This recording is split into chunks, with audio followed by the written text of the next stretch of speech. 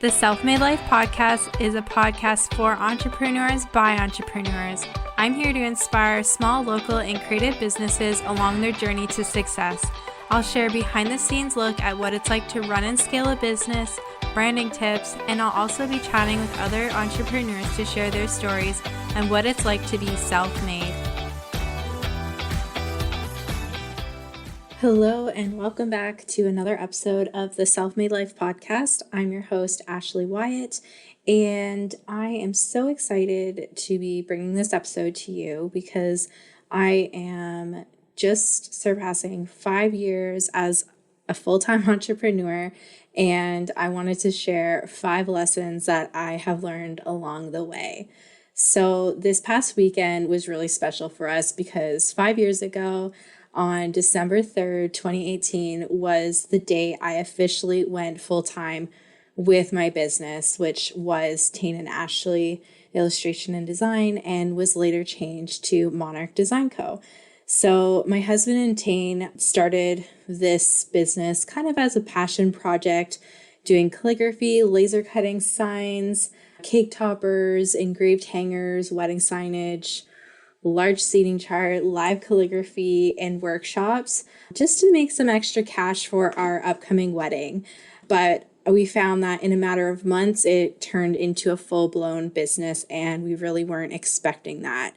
So what started as, a hobby, just kind of getting off the computer, spend some time, doing calligraphy and making things and doing some freelance design work, later turned into a business that has sustained us full-time. Well, me full-time at least. Tane is working full-time now doing motion graphic design, and he is just so happy in that new role. But yeah, I just wanted to kind of rewind back to how it all started. So before I went full-time, let me just go back a little bit more. I was working at an advertising studio in Waterdown, Ontario, and I was actually working full-time for my dad. My dad was the owner, and I was burning the candle at both ends. I was using up my vacation days to catch up on my Etsy orders and wedding signage, and it just wasn't sustainable to do both. So one day I was given the ultimatum by my boss, aka my dad, the day before I went on vacation to Disney World with my fiance Tane and my future in-laws. And my dad said, either you quit your side hustle and focus on the business to take it over one day, or you quit and you build your own creative empire. And that was a huge, thing to take on right before going on vacation in the happiest place on earth. And, I stressed out the entire time because I really didn't know what I was going to do. And when I got back, I had already had a couple things lined up that weekend. So I was a vendor at a large craft show in Burlington called Burlington Made, and I was making custom ornaments, calligraphy ornaments on the spot. And then the day after, I taught my first calligraphy workshop at a local coffee shop across the street from my house. And both events were such a great success, and I just left feeling so inspired, energized, and I just knew what my decision was. So when I got home after my calligraphy workshop, I called up my dad and I told him about my weekend, and I told him what I decided. And the next day I was officially self-employed. I guess he had figured that was going to happen. And yeah, I took the leap of faith, even though it was so scary. I had no idea what I was going to do, or how I was going to pay my rent, or how I was going to save up for our upcoming wedding. But I just trusted. I trusted the path.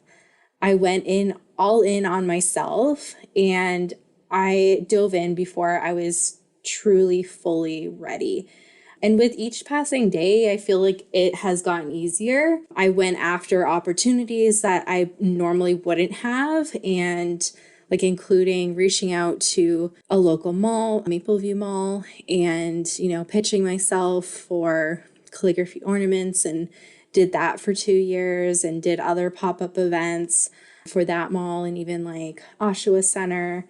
And, I've never looked back. It's been kind of a bumpy road the past couple years, which we'll get into.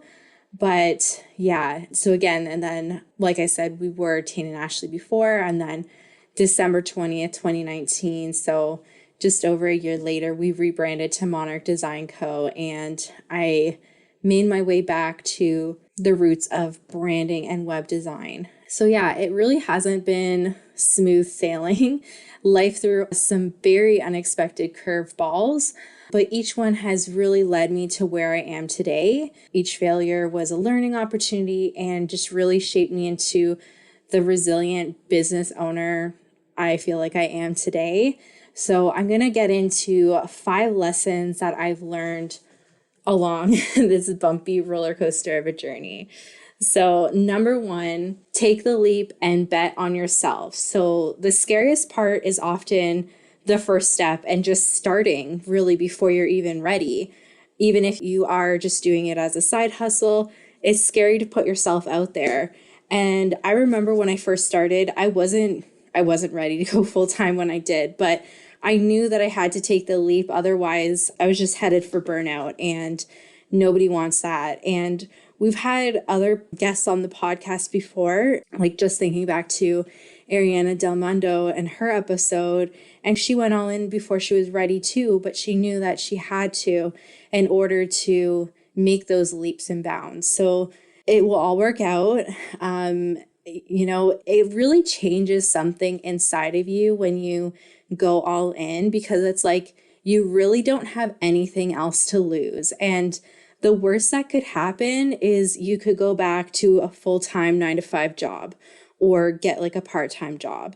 So, there really is minimal risk involved. And when you take that leap, it's almost like it lights this fire inside of you where you really don't care what other people think, because you are just so determined. I mean, that's at least how I felt anyways. So yeah, that's number 1. So number 2 would be to put yourself out there and be consistent. So one of the hardest parts of entrepreneurship is putting yourself out there and staying consistent. So I hear it all the time from my clients, and don't worry about, what so-and-so thinks. Just get out there. You have a unique and valuable gift to share with the world, and you're doing a disservice to others by not sharing that. So I recommend starting small and working your way up. So maybe that looks like posting 3 times a week on, your desired social media platform, whether that's Instagram, whether that's blogging or TikTok or whatever, LinkedIn, and then work up to posting every day. And maybe it's, even sending out like a monthly newsletter, or then working up to a weekly newsletter, or writing and posting blogs on your website. Whatever your goal is, start small, stay consistent, and work up from there. And you'll see yourself and your business gaining traction. Hey, did you know that consistent brand presentation across all platforms can increase your revenue by up to 23%? That's a 23% raise. Are you a service or product-based business owner looking to level up your brand in 2023? Over the years, maybe your business and experience has grown and you need a platform that reflects the quality of your work and services. Or maybe you're just starting out and want to build that solid foundation for a successful business. The time has come to invest in your business. Team up with Monarch Design Co. to create a powerful brand for your business and product that reflects your values and has a lasting impression on your ideal clients. Monarch Design Co. is currently booking branding and web design services for January 2023 and beyond. Spaces are limited, so don't delay. Head on over to the link in our show notes to book a free strategy call to see how we can help you grow and spread your wings. Make 2023 your year by increasing your revenue and booking out with more of your dream clients. And number 3, don't be afraid to ask for help. I was so stubborn when it came to this. I remember, I wouldn't even ask Tane for help for sometimes, and he was my business partner. And, it's okay to ask for help, especially when things aren't in your wheelhouse, because running a business is a lot of work. And often it's a lot of things that, they don't really teach you in school, even if you did an undergrad in business. There's so many moving parts and we often wear so many different hats. So I really recommend connecting with other small business owners and entrepreneurs through networking groups. A really great one is the Rising Tide Society. They have local chapters all over, or, reach out to local, entrepreneur groups on Facebook, or even like in your niche, like maybe you're a maker, you can reach out to other maker groups and invite them out to coffee, or, go on co-working dates, even if it's virtual. And really, by cultivating these connections through your local community of entrepreneurs, you can share your stories, your experiences and struggles, and really help each other grow. Maybe someone has, something that they've gone through and they have a solution to that problem, and that will save you tons of time. Or maybe they can recommend a local accountant or bookkeeper or something that you're looking for to help you, offload some things on your plate, which kind of makes me go into the next one, number 4, which is hire the experts. It took me a while to hire my first help in my business, and that was a virtual assistant. I actually went through 2 virtual assistants back in 2019, 2020. And I didn't know what I was doing, but they really helped me to streamline different processes, get some SOPs in place. So SOPs are standard operating procedures. And yeah, just like going back to wearing all the hats in your business, it's really easy to lose track of time and spin your wheels on tasks that really aren't in your area of expertise. Maybe you are a handmade product-based business owner and building a custom e-commerce site is just sucking away all your time. Or maybe you're a busy wedding planner and don't know how to create a logo, or maybe you're a highly creative person and numbers just aren't your strong suit. This was a huge one for us. We both thought we were taking care of bookkeeping, and it ended up just being Tate and I were just putting receipts into a drawer. Actually, yeah, that was the first person I hired out, was a bookkeeper. Shout out to Jessie. I think we interviewed her on like episode 2 or 3.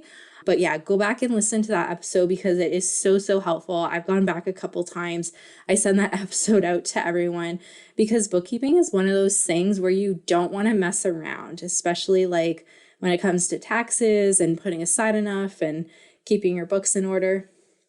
So I really recommend reaching out and working with the experts like bookkeepers, like web designers, like developers, like graphic designers and copywriters, because it not only will save you so much time, it'll also save you money and a lot of headaches. And it will actually help you to bring back that return on investment, and it will come back in tenfold. So hire the experts. Even if you don't feel like you're there yet or ready, it will come back to you and you will just feel so much better. It'll free up your time so that you can work in more of that area of expertise. And, another thing that I've outsourced is copywriting, and I am not a writer by any means. And shout out to Jessie. She is incredible. She works her word magic and has saved so, so much time. And I'm truly so grateful for her. So whatever it is, bookkeeping, web design, graphic design, copywriting, virtual assisting, hire someone, get help. It will save you so much. And number 5, last but not least, that is working with a coach. So as I mentioned before, running a business is a lot of work, and it often comes with many ups and downs and can be such a roller coaster. And sometimes we take the long way around because we've never done it before and we're still learning. Working with and investing in a business coach or mentor is the best thing I have ever done in my business. Yes, it was scary. Yes, it was an investment, but it also helped me to get to where I wanted to be a lot quicker because I learned through someone who already did it. And, it may have taken that person, mentor, coach, maybe months or even years to figure it out. But then that saves you so much time in the long run to get to that outcome sooner by learning from their mistakes and just seeing what works best.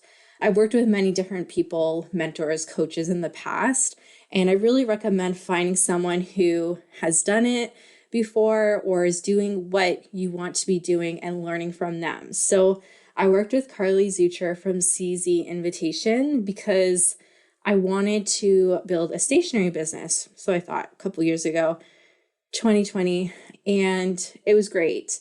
And she really helped me to, up level my stationery business and really expand. And then I started working with Marley Rose Harris, who has been on the podcast before. Actually, I've had both Carley and Marley, they rhyme, on the podcast before. So I'll link both of their episodes.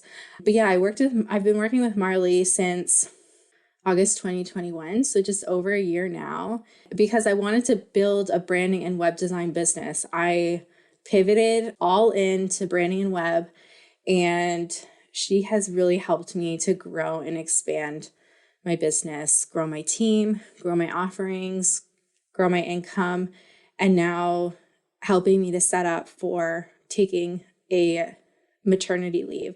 So both coaches have been so great for different reasons. And there is also just one key component to working with a coach, which is that accountability. Having someone there to support you and hold you accountable for your tasks, your goals, and helping you work through problems is so important, especially as an entrepreneur, because we often work alone and by ourselves, and just having that extra support of someone who is on your side and cheering you on and helping you along the way is just so incredible. Like, I can't even say enough good things about it. So number 5, working with a coach. So I hope that this episode was really helpful. It's been such a journey, and I can't believe that I am now 5 years as an entrepreneur. In between, I have definitely, like I said, it's been a roller coaster. There's been some ups and downs, especially through the pandemic, losing all of our stationery clients basically overnight to postponements with weddings and events.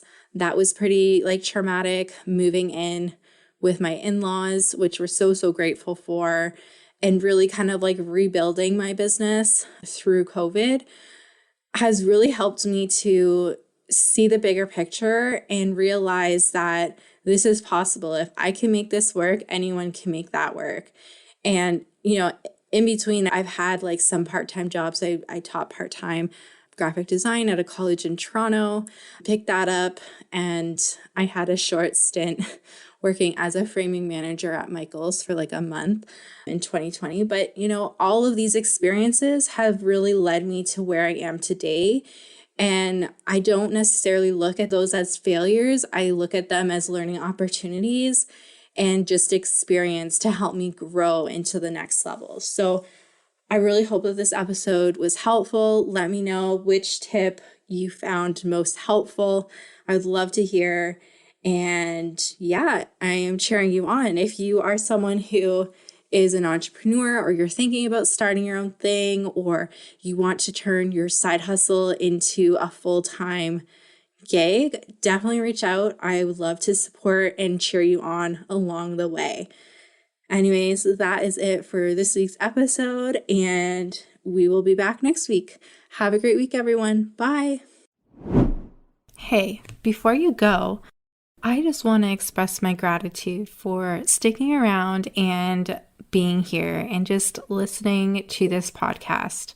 I would so appreciate it if you could leave a rating and review, subscribe to the podcast, and tell your friends and family about it. Share on social media. The more and more that we get these reviews, we get these feedbacks from you, and the more you share, the more that we're able to reach like-minded listeners just like you and help to provide more value. So I would just so appreciate it if you could share away. And yeah, thanks so much for being here.